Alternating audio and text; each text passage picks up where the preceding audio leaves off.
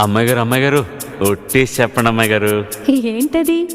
అందరిలా చూడరుగా నన్ను మీరు. అంటే ఏదో నాకు తోచింది మంచు చెడ్డో చేసేస్తూ ఉంటా కదా. అయితే అయినా నా మీద ఎప్పుడైనా కోపం వస్తుందా మీకు? రాదులే.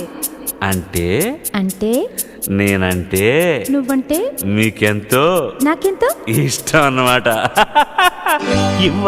ఇవ్వాలైనా మీరు ఏది అది అమ్మాయి గారు.